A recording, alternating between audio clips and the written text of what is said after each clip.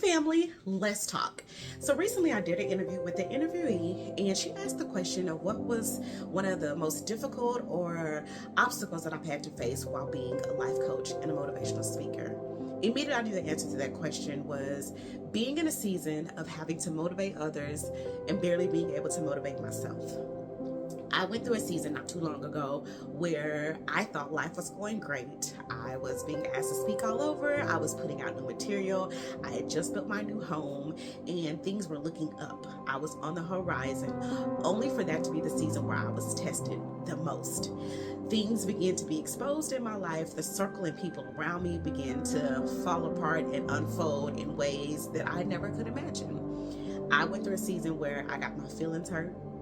I got my heart broke, and I started to see those around me. I started to see how people were manipulating me, lying to me, using me, cheating me out of things that I was rightfully owed due to jealousy, egotistical issues of their own.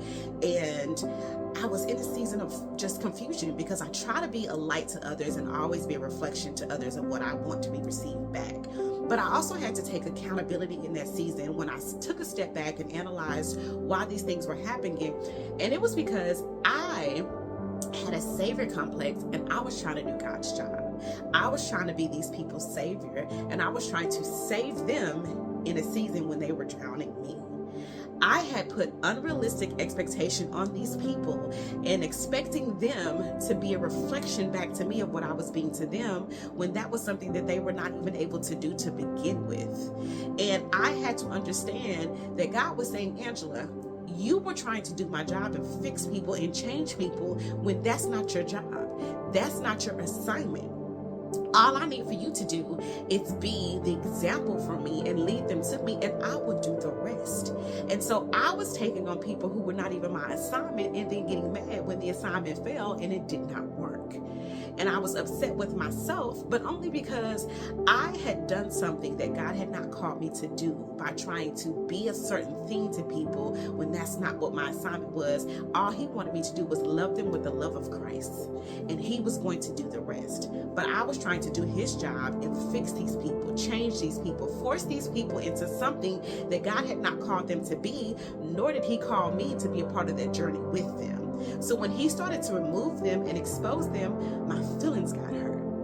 So I was drowning in a season that I was trying to save others.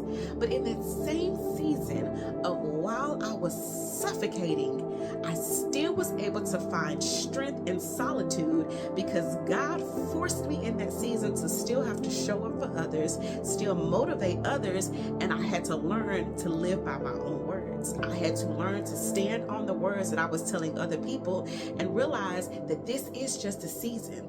It's just the comma in the sentence. It's not the period. It's not the whole story. It's just a chapter. So I don't know who this is for, but you may feel like you're in that season. You may feel like you don't know who to trust. You may feel like things are all over the place. You don't know where your life is heading. You don't know where you're standing, and everything is just all over and you're suffocating, you're drowning. And God is saying, take your hands off of it. Stop trying to do my job and allow me to do what it is that I have been called to do, and you just be the example.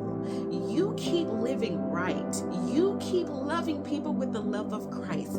Keep being nice. And God will take care of those who are not supposed to be there, who are using you, lying to you, cheating on you, manipulating you, hurting you. He will expose that and remove that. But when He does, get out of the way. Stop trying to hold on to things that God is trying to remove. Stop trying to keep attached to things that He's trying to take away. He's trying to elevate you in a season, but He cannot do that if you are the one that's causing you to drown. If you are the one that's causing you to suffocate because you are holding on to things that He's trying to deliver you from.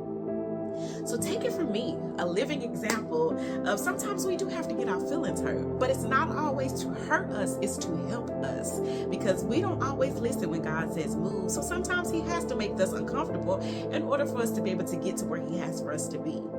So stop having unrealistic expectations and putting yourself in this harsh reality. And then when the reality becomes out to play, then you're confused and your feelings are hurt. Love people for who they are. Stop overplaying your part in people's lives and learn how to play your role accordingly. Ever since I've done that, I've had peace. I've been able to see people for who they are, accept things for what they are, and move along and allow God to take care of the rest. So do your job, do your part, and just love people, love yourself, show up how Christ has asked you to, know your assignment, know who your assignment is, and then proceed accordingly. And remember, if no one else tells you, know that I love you, and you are more than enough.